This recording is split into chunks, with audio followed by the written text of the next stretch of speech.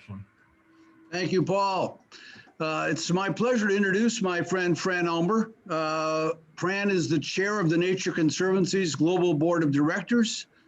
She is currently a senior fellow at Harvard's Belfer Center for Science and International Affairs, and she was a visiting professor in the Department of Earth Science at Stanford University. She was appointed by President Obama as the chair of the U.S. Arctic Research Commission in March 2011 and served in that role until August 2020. She was also from 2014 to 2017 a special advisor on Arctic science and policy at the State Department. I've been fortunate also in terms of positions. She did serve as the chancellor of the University of Alaska in Anchorage. That's Alaska's largest public university. And she was a distinguished visiting professor of public policy and director of the Institute of Social and Economic Research at the University of Alaska. Fran has served as an elected official for 18 years as mayor of Juneau, a state representative, and as lieutenant governor of the state of Alaska. I was fortunate enough to know Fran when she and I were kids back in the 1970s when she and I both were working for the Alaska state government. I left and went to California or back to California. Fran stayed and has had this illustrious career in Alaska and beyond. And by the way, Fran was a Rotarian in the Downtown Juneau Club for many years. So it's a pleasure for me to give you Fran Ulmer. Fran. Here, there we go. All right. Well, thank you very much. Thank you, Marty, for inviting me, and Paul, and to all of the Rotarians. It's wonderful to have the opportunity to hear you talk about some of the service projects that are underway in spite of the challenging conditions. It's been quite the year. And there's no doubt that for most of the year, most of what we talked about was the pandemic or politics. I'm not going to talk about either of those things today. So change of place, and we're going to talk about the Arctic. So I'm going to share my screen here if I can get this up. Let's see if I can do that. Let's see. There we go. Okay. Can you see my screen? Yes. Okay. Terrific. So let me just say at the outset that there is way more to talk about than we have time to talk about, of course, but I'm going to give it a try to give you just a sense of place. So let's remember the Arctic is an ocean surrounded by land, in contrast, for example, to the Antarctic, which is land surrounded by water. And in addition to the Arctic Ocean, there are 8 countries that have part of this area, and they're all pretty important. And as you can see, Russia has a big chunk of the Arctic, but so does Canada and the other countries. So today we're going to talk about basically these 3 questions. What's changing and why? Who's impacted and how? And why should we care? But before I get into those, I'm going to take you on a virtual trip to the North Pole. This is a Russian nuclear icebreaker named the 50 Years of Victory. And I had the opportunity to travel on this ship to the North Pole back in 2017. So you're going to go with me for just a little bit to illustrate a couple of points I want to mention about the Arctic. So we left from Murmansk, Russia, which is the largest deep water port in the Arctic, and it is the main Arctic port for Russia, in addition to their commercial activities. It's where their submarines, their icebreakers, and as you can see, also their military craft, like this aircraft carrier. And we took off and basically spent 2 weeks, 1 week to the North Pole and 1 week back. We got to see a few polar bears. That's that small spot you see sort of on the middle of your screen. And we saw a lot of open water, and we saw a lot of ice, but not very deep ice. So this is a picture of the North Pole. This is the day we got there in July. And what really surprised all of us, including the captain, it rained that day. it was that warm at the North Pole. And we had a fair amount of actually open water. The ice was not that deep. So usually on these trips, they allow you to get off the ship and walk around on the ice. The ice was not good enough to do that the day we actually hit the pole, but of course we took lots of pictures. And as you can tell from this picture, we had a lot of international travelers on board. About 40% of the people on the ship with me were tourists from mainland China, which illustrates another point. Not only is tourism expanding in the Arctic, or at least it was until the pandemic, but it's international tourists and Chinese tourists.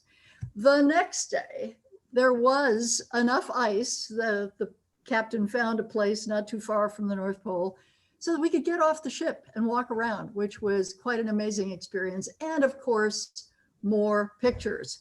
So let me just say what this trip for me illustrated was not only how radically warm the Arctic has become. I mean, usually the least amount of sea ice is actually in September. It's not in July.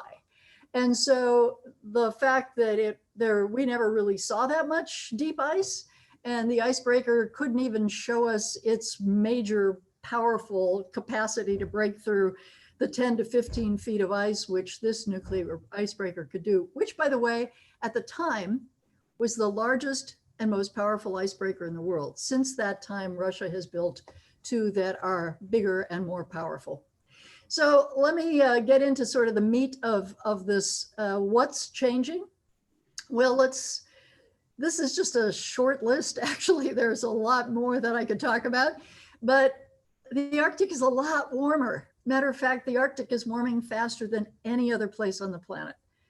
And as a result of that, not surprisingly, there's a lot less sea ice, the glaciers are retreating, our ecosystems are changing, vegetation's moving north, on and on, many more. But the point is, if the Arctic is fundamentally defined by cold and ice, the Arctic of the 20th century is not the Arctic of the 21st century. And changes are pretty dramatic and they're continuing. So this is just a snapshot of sort of what the sea ice at the least amount of sea ice, which is in September, used to look like in the era of 79 to 2000, which was when we first started using satellites to really visually be able to track these changes.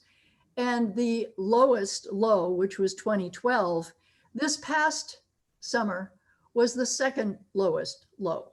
And that's the trend that we are experiencing. If you look at it in geologic terms, I mean, even longer period of time, you can see how sea ice is literally dropping away to nothing. That has a big impact on the entire ecosystem. So think of all the ice-dependent species that you could name.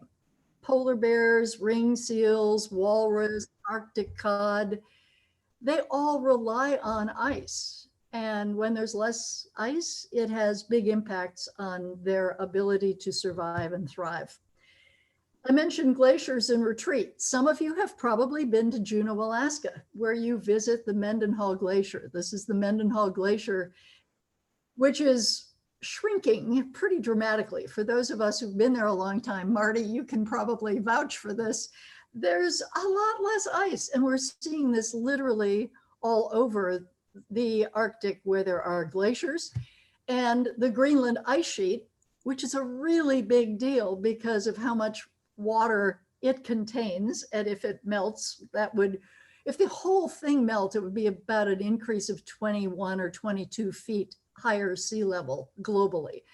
But not only is the Greenland ice sheet melting, but the rate is increasing. What is permafrost? Well, many of you probably know permafrost is permanently frozen ground, and almost a quarter of the entire northern hemisphere is underlain with permafrost. So the top layer of permafrost usually thaws out a bit during the summer and then it refreezes. Well, what scientists are finding is that thaw is going deeper and deeper and deeper. And why does that matter? Because it releases more carbon dioxide and methane gases, all greenhouse gases, into the atmosphere, which also helps to speed up warming. So what do these changes mean to the people who live in the Arctic? And remember, there are about 4 million people who live in the Arctic, many of them indigenous people. I will just say the indigenous people of the Arctic, regardless of whether they're the Sami in Norway, Finland, and Sweden, or whether the Inuit in Canada, or the Inupiat or Yupik in Alaska, have come to evolve cultures and systems that are based also on cold weather and ice. So it's not surprising that for them, the changes are pretty dramatic in terms of their food security, because they rely on fish and wildlife and picking berries and things that are, again, radically changing. But it's also impacting their language and their culture, all of which is really built around their food harvesting and sharing system, not to mention the safety. And the safety is a pretty big deal if you have built your houses and your schools and your oil tanks on permafrost, and permafrost is thawing, creating a very unstable situation, of course. With less sea ice, more coastal erosion, we now have 36 communities in Alaska that are talking about planning and in the process of moving, because they can't really protect any longer their facilities, their houses, from the changes that are taking place. So let's transition. All right, that's the people of the Arctic. What about you? What about people beyond the Arctic? What do these changes actually mean to you? Well, again, this is a very abbreviated version, but let's just pick these 4. It means more warming, more sea level rise, more changeable weather, and easier access to a region that used to be pretty challenging and thought of as a place you never go. So let's talk about the warming for just a minute. When the entire top of the globe, the Arctic, was covered with ice or snow, it was white and it was reflecting some of the solar radiation back into the atmosphere. That has a cooling effect for the planet. Now that there's less snow, less ice, less white, more blue, more of that solar radiation gets absorbed by both the water and the land, which again speeds up more warming. And it's kind of a vicious cycle. Think of the Arctic as kind of the air conditioner for the planet. If your air conditioner is losing power, well, that's how you ought to think about the fact that the Arctic is losing ice. It's losing its capacity to help cool the planet. Sea level rise. I mentioned the Greenland ice sheet. It's a pretty big contributor to the increase in sea level rise. So this is a slide that just gives you a rough idea of the relative contributions to sea level rise that we're experiencing right now. Most of it's from thermal expansion, of course. That means that the waters are getting warmer, and so they take up more space. But as you can see, the Greenland ice sheet is a pretty big deal, as are glaciers. And so far, they exceed Antarctica, but there's a lot of ice that could melt there as well. So we tend to think about this sea level rise as a future problem. You know, when scientists talk about a 1 meter or 3 foot sea level rise by the end of this century, and we see pictures of Miami Beach, we think that's way out into the future. But of course it's not. It's happening now. And so places like Norfolk, Virginia, with the largest naval installation in the world, getting a lot of problems, a lot of costs, and a lot of risk associated with how much frequent flooding they're getting. And I don't think I need to tell you that this is a problem in California as well. And it's a problem for lots of coastal areas, particularly those that are also experiencing subsidence, that is where ground is compacting and lowering. So some areas have a worse problem than others. But your California Coastal Commission and your Lands Commission, they are already doing a lot of planning, a lot of investing in trying to minimize the risk to persons, to property. But there's a limit to how much we can do given the rate of sea level rise. How else does Arctic warming impact people around the world? Well, it contributes to unpredictable weather. And this area of science is still evolving because it's a relatively new phenomenon. You hear about the polar vortex, right? Your weatherman sometimes talks about that. What that basically means is that the jet stream, which used to look more like a predictable donut, now looks a little bit more like a snake. And one of the theories is that because the Arctic is warmer, there's less of a pressure or a temperature differential between the north and the mid latitudes, which means that basically the jet stream becomes wavier. What does that mean? It means longer periods of drought. It means longer periods of rain. It means longer periods when the weather that we usually were expecting isn't there anymore. What else does Arctic warming and the reduction of sea ice mean to the planet and to the people, regardless of where they live? It's a new ocean. I know that seems kind of mind-boggling. I mean, the Arctic Ocean isn't new, but the fact that it's now accessible and available for human use, that's new. And that, of course, is what's really driving a lot of international interest, because of the interest in access and the interest in, possibly developing more resources and technology helping to make that happen. So let me give you a couple of examples of how that's relevant. Shipping. So it's shorter to go across the Arctic, either the Northern Sea Route, the Northwest Passage, or maybe even someday when the ice is really gone across the top, than the Suez or the Panama Canal. That doesn't mean that it's open year round. The ice is still there in the winter, and it's often there in the spring and summer and fall as well. But it has really attracted a lot of attention. The first large container ship went through the Arctic Ocean, through the Northern Sea Route, which is above Russia, back in 2018.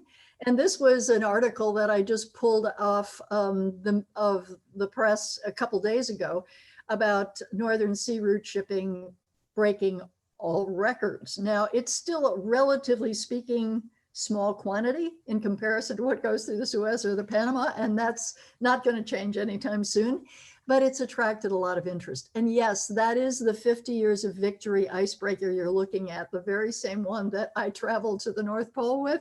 Only here it's doing what it usually does as an escort vehicle for other ships transiting the Northern Sea Route. Oil and gas. Back when this report came out from USGS, the price of oil was really high. And so this projection that a lot of remaining oil and gas is actually in the Arctic attracted a lot of attention, as in speculation about, oh, there's going to be a big boom in the Arctic for oil and gas drilling. Well, that hasn't really panned out except in Russia. Russia is bullish on oil and gas development. Why? Because that's where most of their oil and gas reserves are. So it's not terribly surprising that they are proceeding in places like the Yamal Peninsula, which is a huge repository of natural gas. They're developing and shipping out their LNG on ice-strengthened tankers to Asia, to Europe, and that's going to continue because it's a cash cow for Russia. It's not terribly surprising that as far back as 2013, Vladimir Putin made a speech about how much investment Russia was going to make in the Arctic. Again, both civilian and military investment. We see that in terms of the increased presence and construction of submarines, icebreakers, all kinds of military installations, new airports, new ports. Russia is investing heavily in the Arctic, and that's raised a lot of speculation. Why? Is it just defending the homeland? Is it just making sure that they can develop their oil and gas? Is it because of, global aspirations? Who knows? But it certainly has attracted the attention from some of their nearby neighbors, like Finland and Norway, and Sweden, which actually reinstituted mandatory conscription a couple of years ago because of concerns. The other major player that's expressed more interest in the Arctic, China. So back in 2018, China adopted its first Arctic policy. It has made a number of investments, including 2 icebreakers that are doing research and doing forays into the Arctic region. And they have entered into partnerships with Arctic countries, including Russia, and attempted Greenland and other places to develop resources. So again, this raises speculation about why, what's their interest? I think it's pretty clear. It's economic interest, it's resource interest, like everybody else. But exactly how that plays out over time remains to be seen. It got a little more heated about a year and a half ago when Secretary Pompeo spoke in Finland and talked about Russian aggression and Chinese aggression, which really made it feel a little uncomfortable for those of us who have attended Arctic Council meetings for quite a while, where it has been mostly about cooperation. But there is, again, a lot of questions about everybody's role in trying to up the ante in how to participate in the Arctic. A number of cabinet officials in the United States have emphasized how important geopolitically this region is. And whether it's the Defense Department, the State Department, Navy Department, that's been true in multiple jurisdictions and in terms of agency jurisdictions and multiple administrations. That's nothing new, but what is new is the increased amount of investment that's going into military assets in the North. The US, just like others, have decided that it's time to get a little more serious, both from the standpoint of air power, from the standpoint of Coast Guard capacity, and most recently this week, the release by the Navy of their newest strategy document on how they're going to deal with the emerging blue Arctic, as they call it, the Arctic Ocean. So the strategy for the US has been pretty consistently security, stewardship, and international cooperation. In my opinion, most of the Arctic nations are still much more focused on international cooperation than on competition, in spite of what I've just said.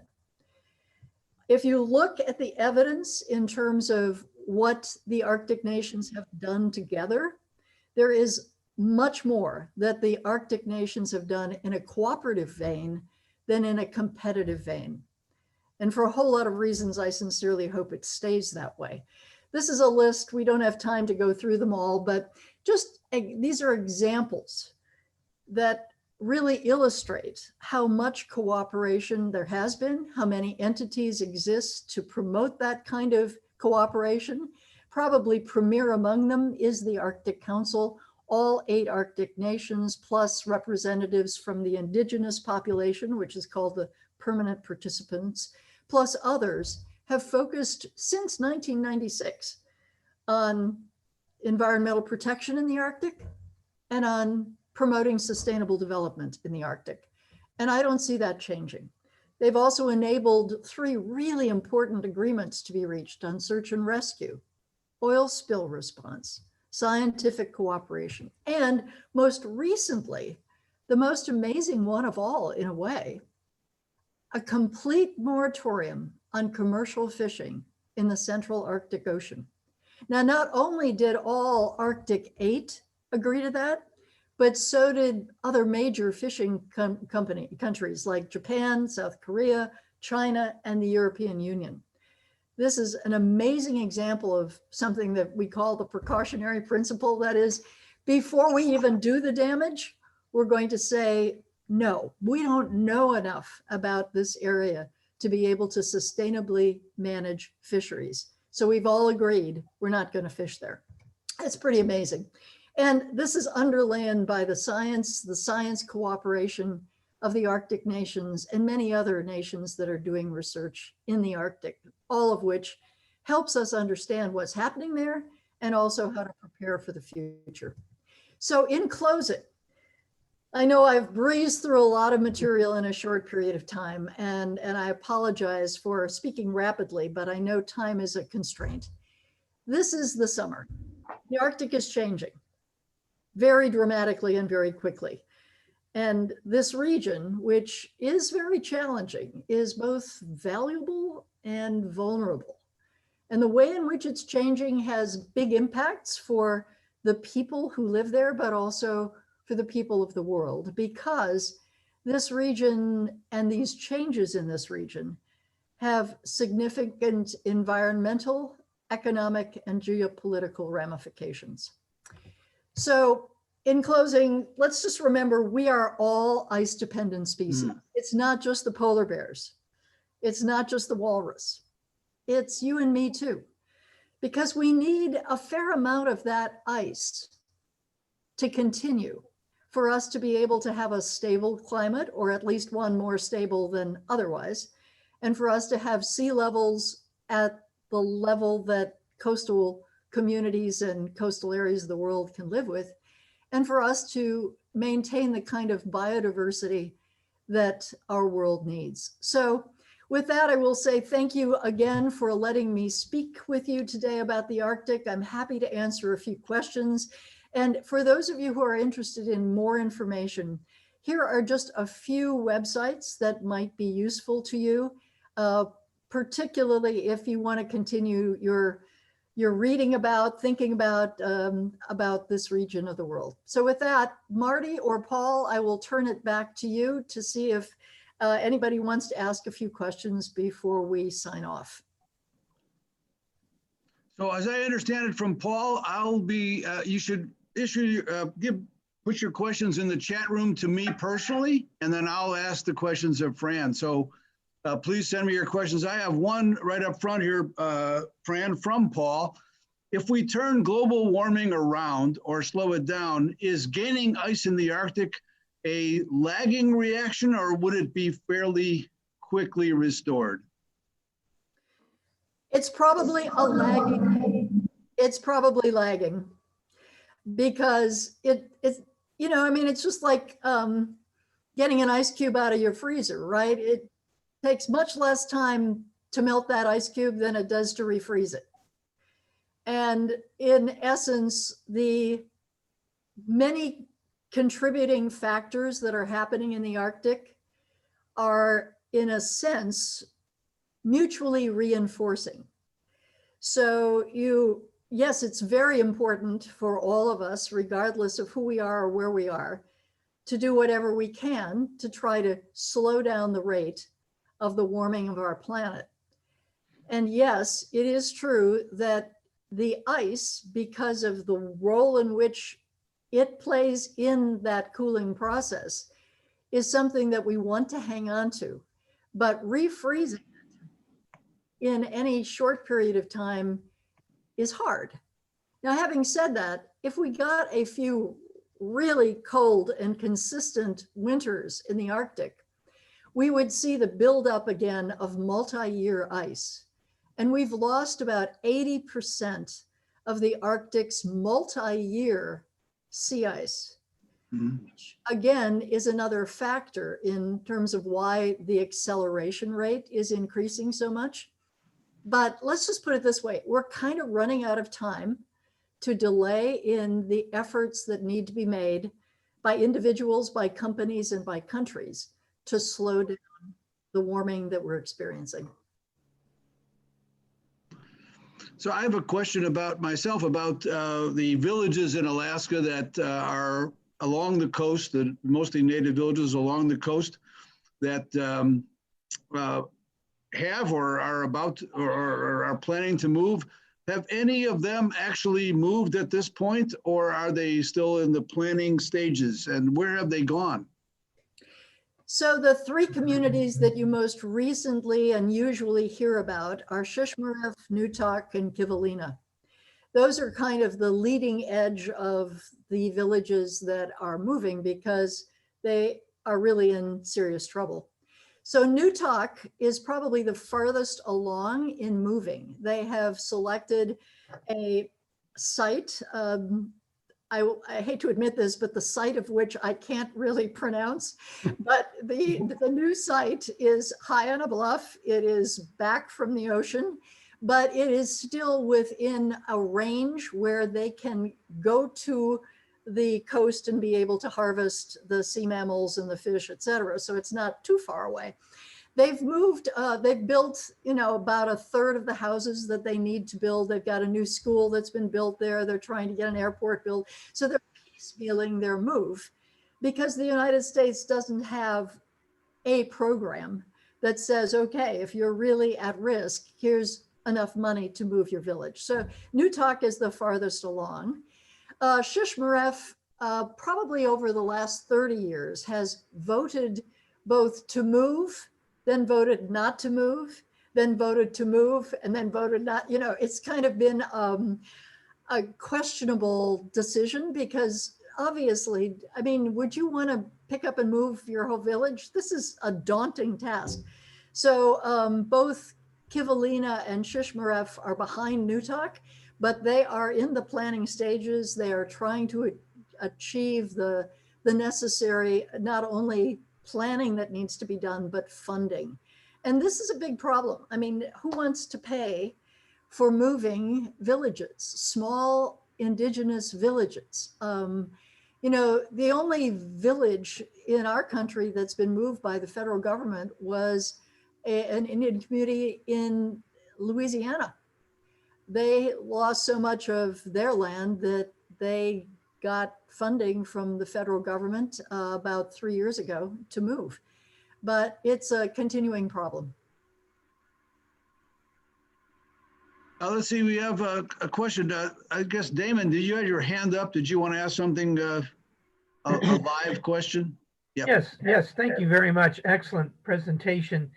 You showed, or you talked about 2 additional icebreakers from the Russians, larger than the 50 years of victory.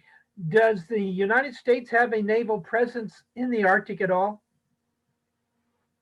So thank you for your question. The Navy does not have a specific ship assigned to the Arctic, and it doesn't really have ice-capable vessels, unless you want to count submarines. Now, we do have, the Navy has had for many years, a submarine presence in the Arctic, back all the way to World War II. And I've actually been on one of those. I did not travel with it, but I've been in it under the ice, which was a pretty exciting experience. But at any rate, so the naval presence is underwater, under the ice, not above water.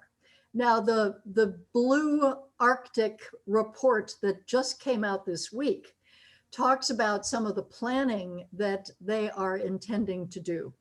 But really, the on the water presence of the federal government is the Coast Guard, and it has been since the 19th century. The Coast Guard has, in the past, had 2 functional icebreakers, polar class icebreakers, and 1 medium class icebreaker. Now we only have 1 icebreaker because the others are so old and non-functional that for all practical purposes, we really just have 1 now.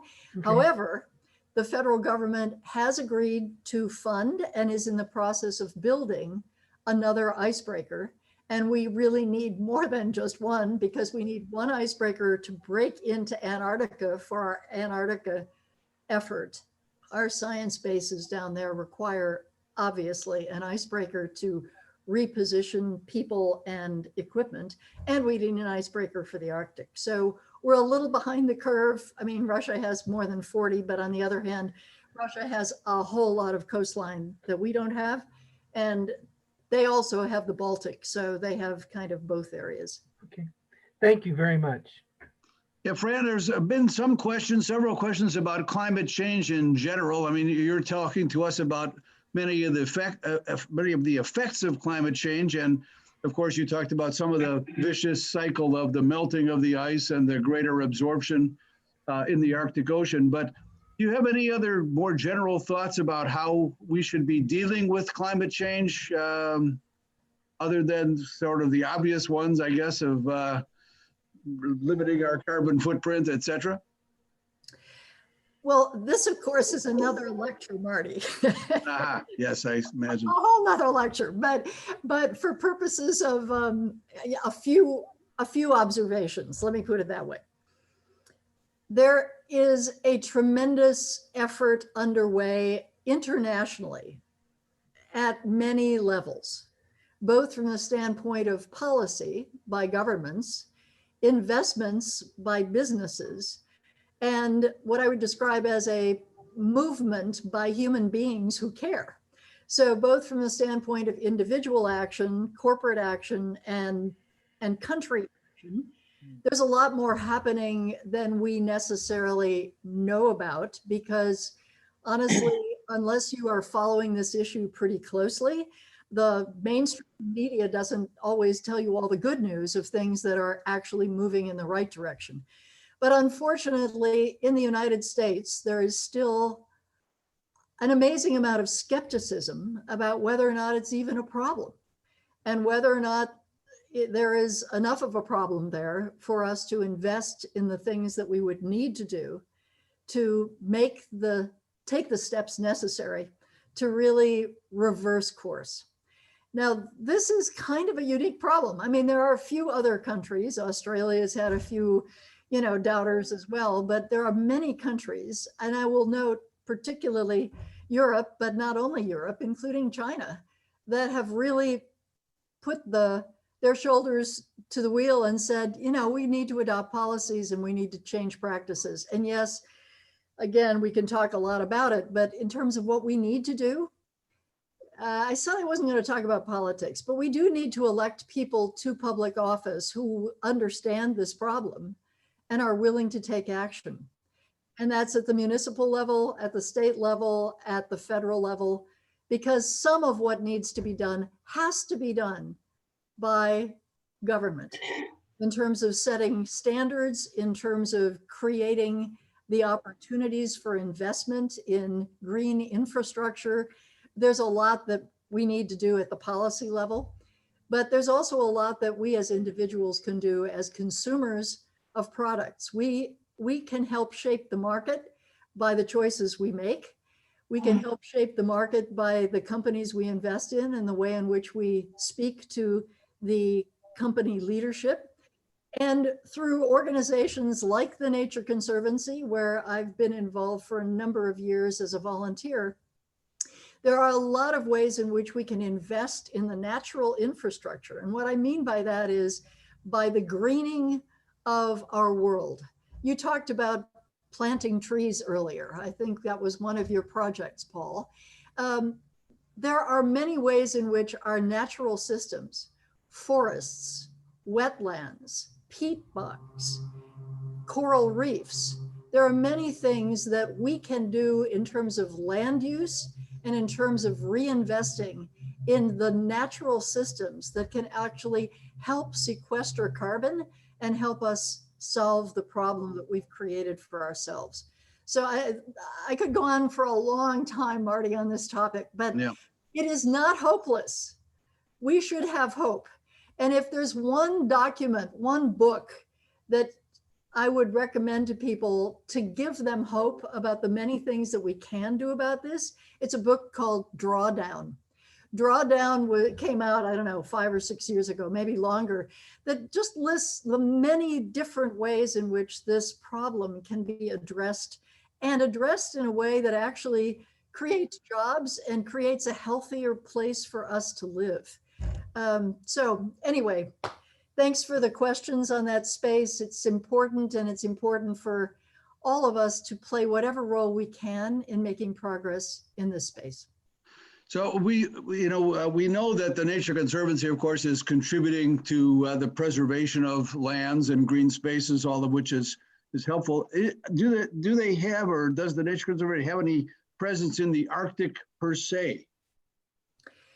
Well, the way the Alaska chapter of the Nature Conservancy for the last few years has been focused very much on salmon and fishing and habitat because of a big mine that was threatening the largest wild sockeye salmon run in the world, Bristol Bay, the Pebble Mine. And so a lot of the Alaska chapter orientation has been very much focused on that very imminent threat to something that is incredibly important for the subsistence fishery by the indigenous people, the commercial fisheries, sport fishermen who come from literally all over the world to go fishing in the Bristol Bay region. So that's been our focus, but that focus is shifting as it appears that that mine is hopefully history, back to the Arctic. And we do have the opportunity to work with our Canadian partners who also, the Nature Conservancy in Canada, have been focusing more recently on what it is that we can do to preserve some of the forests, the tundra areas that otherwise might get developed and basically stop providing the natural infrastructure that I was talking about earlier, that is this carbon sequestration. So there isn't a really aggressive or comprehensive program that we've undertaken, because frankly, what we do in the Arctic to try to protect against climate change is minimal in comparison to what needs to be done outside the Arctic. It's mostly the influence of what's happening outside the Arctic that is really driving the changes in the Arctic. We're all connected as a planet, and sometimes I think we lose track of that. Thank you.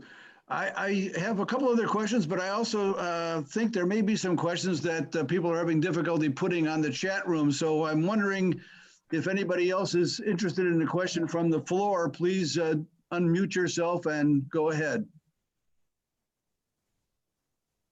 Can I make a question? Yes. Hello, this is Salvador Rico, Rotarian from the South Ukiah Rotary Club, District 5130 in Ukiah, California. We've been involved deeply with SRAG and to making sure that the environment was adopted as the seventh area of focus by the Rotary Foundation, and currently working with Project Drawdown with SRAG and to adopting ideas and how Rotary clubs can help.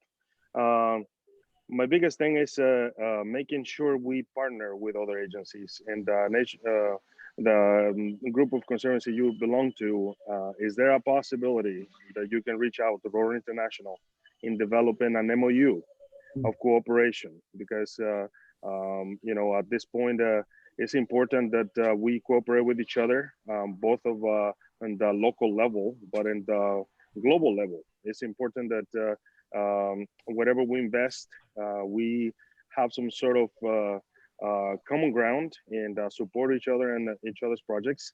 The reforestation projects that we are doing in Latin America, small projects that are being done here in our district 5130 is extremely important. Again, the local level is in Latin America have been suggesting them to make sure the mangrove reforestations and restoration of the wetlands on the coastal areas extremely important, because it absorbs the carbon sequestration, and they have a higher rate of success for per plant in that area. So I'm just simply reaching out to you, and I try to send my information via the chat, but I cannot type on the chat. But I would love to have a conversation one-on-one, if that's okay with you, because again, I'm developing right now an MOU with a USGS for WASRAG and SRAG, environmental Rotarian action groups, so they can have access to the USGS technical information, the global mapping for their future projects. And I'm talking about water conservation. I'm talking about also reforestation projects and so on. So again, it's developing MOUs is extremely important in cooperation. So if I could get your information, I can. That'll be awesome. Yeah, Have a question? Salvador, thank you very much. I would just say that the Nature Conservancy has a lot of places in Latin America that we are working. and specifically in the areas that you have just described, that is reforestation and protection of watersheds, which are, of course, not only important from the standpoint of maintaining the natural climate solutions associated with reforestation, but also in providing clean water to cities, right?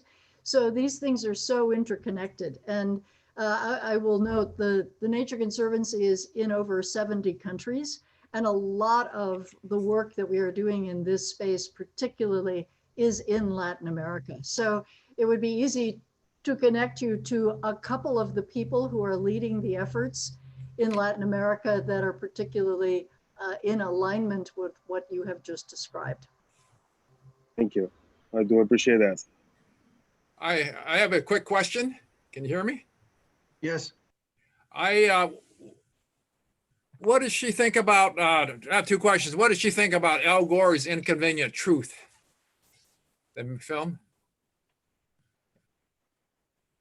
Well, if it was a very early version of the cold power that we all needed to get out of our complacent attitude toward the status quo will always be the status quo. It was shocking for people, and because of the political issues associated with the fact that it was Al Gore doing it, I think it triggered a reaction from people that was unrelated to actually the content of the Inconvenient Truth and more about the politics of who is speaking the truth. Right, he was way ahead of his time, seems like. It was one of those situations where there was good news and bad news about that. The good news was it was really well documented and very accurate and needed to be said. The bad news was it helped to further politicize an issue which really shouldn't be political. It should be something that we all have a vested interest, all of us who are humans and all of us who are lucky enough to be alive during these times. We should all be educating ourselves and trying to do what we can about it. But I would say someone mentioned before the film that one of the Rotary clubs is doing, Chasing Ice. It's another great example of how film, whether it's The Inconvenient Truth or Chasing Ice, can sometimes get attention that just words or statistics or scientific reports can't do. And to the extent that it does that, that's very helpful. To the extent that it makes people go back into their political corners, that's not helpful. Okay, my second comment, in regards to the rainforests in South America, are you going to mention that they chop it down so they can grow red beef? So if we're vegetarians, we could save part of that, save a lot of that rainforest, right? That is another piece of the equation. Obviously, the extent to which we transition more of our diet away from animal and more toward plant, not only is it healthier for us, but it's healthier for the planet. But it's kind of a hard sell in many cultures and in many places. But yes, I think more and more people are recognizing that Meatless Mondays, even at Starbucks, is a good step in the right direction. Thank you. Thank you. Fran, was fascinated by the ecotourism that the Russians initiative are taking. Do you know if other carriers or governments, the US is looking into that as a way of raising public awareness and advocacy? Well, first of all, let me say that the Russian nuclear icebreaker we traveled on was sponsored by a British company. So it was actually a British travel company that had organized that trip. And so what they did was they basically leased the icebreaker for 2 weeks. And they had several other trips that summer. I don't know if they're doing it again or not, but it wasn't Russia per se doing it. It was a company doing it. But obviously, Russia didn't mind getting the income associated with leasing out their icebreaker. But yes, I mean, Marty's company, there are many companies that are going to the Arctic. Svalbard, for example, is a fabulous destination. There was a trip through the Northwest Passage a few years ago, the Crystal Serenity. There are many trips in Canada and in Norway and Finland to see the Northern Lights in the winter. So there's a fair amount of tourism happening in the Arctic. It's still for people who are willing to do something really very, very different. Not everybody wants to go to a place that's cold. Not everybody wants to go to a place where they might have to actually dress in layers, but it's an exciting and beautiful place to travel to. And I've been fortunate enough to travel to many places to see polar bears, to see the Northern Lights, to give lectures. I heartily recommend it if and when we can ever go back to international travel, and that may be a while. Yeah, we did, my company, Abercrombie and Kent, did have Fran as a guest lecturer on a Northwest Passage trip this past September from Greenland to Alaska, but it unfortunately was canceled due to the pandemic. But there'll be more upcoming in the future. The Northwest Passage and also what's called the Northeast Passage from, I think it's Iceland, over back to, again, to Nome, Alaska, across the Russian Arctic. So yes, there is a lot of tourism going on in that area. I mean, a lot. It's not Paris, but definitely a lot of people are interested in that area. Very good. Thank you. Any final questions? I think we just have a couple of minutes. We had one quick one that came on the chat, Fran. How deep is the Arctic Ocean, and how thick is the permanent ice when it's as it should be? So the Arctic Ocean is a shallow ocean. I can't actually tell you what the deepest part of it is, but it is not a deep ocean, it's a shallow ocean. And in terms of the frozen permafrost, it can go down thousands of feet. Permafrost is a remarkable platform on which there's a very shallow and narrow band of thawing ground on top. When we talk about thawing permafrost, it doesn't melt. We're talking about thawing the upper layers, and that's what releases the additional methane and carbon dioxide, which methane is a much more dangerous greenhouse gas than even carbon dioxide. But I would say ask Alexa or Google it. I can't tell you the exact depth of the Arctic, but it is a shallow ocean. But in closing, I just want to say, if you're really interested in the numbers, I would go to NOAA's website, arctic.noaa.gov. Every year they do a report card on changes in the Arctic. And the report card, which came out about a month ago or so, is really fabulous. It has lots of little film clips. It has lots of statistics, and it is an intriguing place to visit. So go to the NOAA website for the report card. And thanks again, Marty. Thank you. Thanks, Paul. Thanks all of you for your interest in the Arctic. Thank you very much, Fran, for a very excellent and informative discussion. Thank you, Marty, for thinking it up and for hosting Fran. Thank you to the different clubs that joined us today, and to the club presidents and representatives that did such a great job of sharing some of the information. President's message for today is a quote from John James Audubon: "A true conservationist is one who knows that the world is not given by our fathers, but borrowed from our children." So with that, thank you, everybody. Meeting adjourned.